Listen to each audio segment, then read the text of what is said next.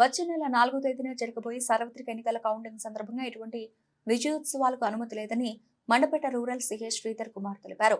మండల కేంద్రం కపిలేశ్వరపురం గ్రామం ఎంపీపీ కార్యాలయ సమావేశం మందిరంలో జరిగిన వివిధ పార్టీల కార్యకర్తల సమావేశంలో సీఐ పాల్గొని అవగాహన కల్పించారు. జూన్ 6వ తేదీ వరకు ఎన్నికల కోడ్ అమల్లో ఉన్న కారణంగా బిఆర్ అంబేద్కర్ కోనసీమ జిల్లా వ్యాప్తంగా 144 సెక్షన్ పోలీసు వారు కఠినంగా అమలు చేస్తారని సీఐ పేర్కొన్నారు. ఈ అవగాహన సదస్సులో Angara SI Ande Pardesi, tahsildar T Rajarajeswari, MPP పరిపాలనాధికారి ప్రకాష్ రావు, జెడ్పీటీసీ సభ్యుడు అబ్బు, వైసీపీ నాయకుడు Medisetti Durgarao, AMC chairman Nakka Simhachalam, vice president Bokka Rambabu, sarpanch శాఖ శ్రీనివాస్, పువ్వల చిట్టిబాబు, ఎంపీటీసీ ఎర్రంశెట్టి నాగేశ్వరరావు, ఆచండి సత్యనారాయణ, విప్ పలివెల మధు, పొలిశెట్టి గణేష్ తదితరులు పాల్గొన్నారు. మా కుర్రోడని ఎవరు దయచేసి మా దగ్గర రావద్దు. మీరు మాకు హెల్ప్ చేసి సరిపోద్ది, వాళ్ళని కంట్రోల్ చేయగలరు. ఓకేనండి, దయచేసి అది గుర్తుపెట్టుకొని మీ కుర్రోళ్ళు ఇప్పుడు చెప్పండి. ఎందుకంటే బైక్ ఒకసారి పోయిన తర్వాత అందరూ కూడా మన వాళ్ళు అలా చేసి బైక్ మీద సైలెన్స్ తిప్పి తిరిగేవాడు ఎవడో కూడా ఉద్యోగస్తుడు ఉండడు, చదువుకునేవాడు ఉండడు, అందరూ కూడా కూలి పని చేసుకునే వాళ్ళే. వాళ్ళ బైక్ సీజ్ అయిందంటే ఆడు 40,000 50,000 లాస్ అయిందంటే వాడికి ఎంత ఫీలింగ్ ఉంటుంది మీకు తెలుసు ఆ విషయం. అవన్నీ గుర్తుపెట్టుకుని ఆ బళ్ళన్నీ కూడా సీజ్ చేయడం జరుగుద్ది. మీరు మాకు కోఆపరేట్ చేయండి, మేము మీకు మా సహకారం ఎప్పుడు మీకు ఉంటుంది. ఈ 4వ తారీఖు మాత్రం ప్రశాంత వాతావరణంలో ఎలక్షన్ రిజల్ట్ డిక్లేర్ చేసేటట్టు చూడండి.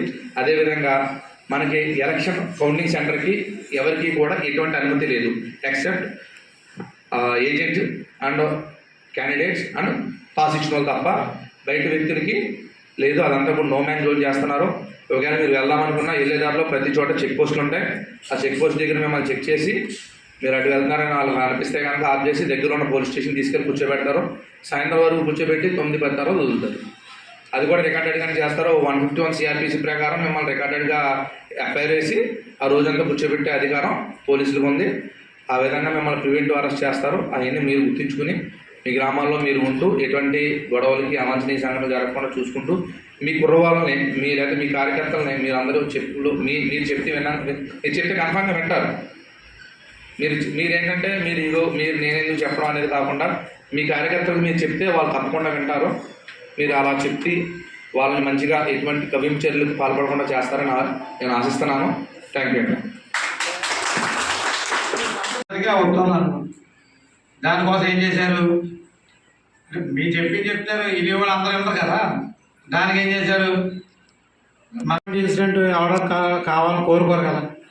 అందుకని మేము మిమ్మల్ని మీతో మాట్లాడి ఇది చెప్పడానికే ఒక ప్రయత్నం.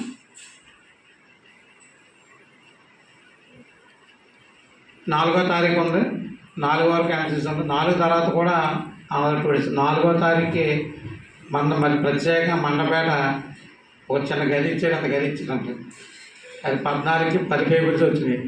మన అయ్యేటప్పటికి 5వ తారీఖు వస్తుంది. కాబట్టి 4, 5 కూడా మనం అదే బిజీలో ఉంటాం. 6వ తారీఖు దాకా కూడా ఎంసీసీ ఉంది. ఈ ఎంసీసీలో అంటే మోడల్ కూడా కండక్ట్ ఎన్నిక అయిన తర్వాత చాలామంది పోటీ చేసిన ఒకళ్ళే నెగ్గారు తప్ప అందరూ నెగ్గరు కదా. నెగ్గారా? ఒకడే నెగ్గుతాడు. నెగ్గినోడు తాలూకు బంతులు వేస్తారు, నెగ్గినోడు పక్క పోయి బాధపడతాడు. ఆ నేను అనకూడదు, ఈయన అనకూడదు.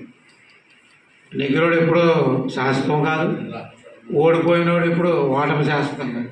ఉంటాయా? మళ్ళీ మారుతూ ఉంటుంది. మీరు చూశారు, జ్యోతి బస్ సంఘం 35 సంవత్సరాలు 30 సంవత్సరాలు ఆయన చేశాడు. మన పక్కన వీరపట్నాయక్ గారు 30 సంవత్సరాలకు వచ్చేసాడు. చెత్తలు మారిపోతూ ఉంటాయి, కాలం మారిపోతూ ఉంటుంది. చాలామంది నాయకులు మీరు చూశారు, వెళ్ళిపోయారా? కొత్త నాయకులు మళ్ళీ మీలోంచి వస్తారు. ఇదంతా ఎవరైనా కాలానికి తలవంచక తప్పదు. అందరికన్నా బలమైంది కాలం మాత్రమే. మనం కాలాన్ని అనుసరించి వెళ్తూ ఉండాలి. ఈ 4వ తారీఖు తర్వాత జరిగే సాధారణంగా ఏం చేసేవారు? ఇంతకుముందు మన ఎలక్షన్ అయిపోగానే నెగ్గినోడు రోడ్డు మీద వచ్చేసి గంతులు వేసేసి టపా టపా టపా బాణసంచ కాల్చుకుని ఆనందాన్ని వ్యక్తపరుచుకునేవారు.